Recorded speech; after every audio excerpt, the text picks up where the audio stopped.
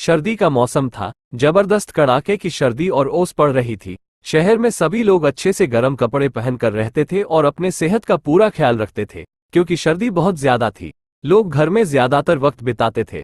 उसी शहर में एक भिखारी अपने पुराने जगह, जो शहर के प्रवेश द्वार से बिल्कुल सटा था, पर बैठा रोज की तरह आने जाने वाले लोगों से भीख मांग रहा था। कोई कुछ दे या न दे, वो सबको दुआएं देता रहता था और ऊपर वाले का शुक्रिया अदा करता रहता था। कुछ लोग उसकी हालात को देखकर कभी खाने पीने की चीजें तो कभी कुछ पैसे दे देते थे, और कुछ बिना कुछ दिए ही चले जाते थे।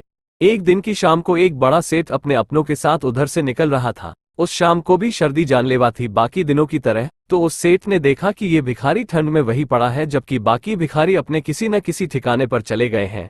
तो सेठ ने अपने लोगों से पूछा कि इस शहर में ये कौन सा भिखारी है जो इस ठंड में यही पड़ा है। तब सबने बताया कि इसका कहीं ठिकाना नहीं है, ये अच्छा इंसान है, पढ़ा लिखा है, लेकिन हालात ने इसे ऐसा बना दिया है। आज इसके पास कुछ भी नहीं है, कोई ठौर ठिकाना नहीं है। बस ये प्रवेश द्वार की ओट में इसी फटी से गुदड़ी में ये यहीं दिन रात पड़ा रहता है और लोगों को दुआएं दे भीख मांगता है। उस सेठ को बहुत दुख हुआ उसकी दशा सुनकर। उसने सेठ उस भिखारी के पास जाकर बोला कि बाबा, मैं आपके लिए एक कंबल भेजवाता हूँ। इतना कहकर सेठ चला गया। घर पहुंचकर अपने काम में व्यस्त हो गया। उसको याद ही नहीं रह गया कि उसने भिखारी को कंबल देने का वायदा करके आया है।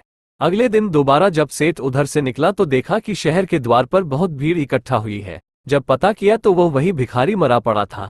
सेठ वहां गया तो लाश के पास एक चिट्ठी थी, जिसमें लिखा था कि सेठ जी, सर्दी तो इतनी ही रोज थी, लेकिन आज रात मुझे ज्यादा ही ठंडी लग रही थी और मैं इसी प्रतीक्षा में था कि अभी आपका कंबल मुझे मिल जाएगा।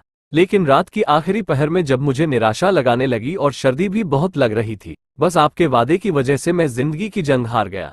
अगर वादा पूरा न कर सको तो वादा कभी मत करना।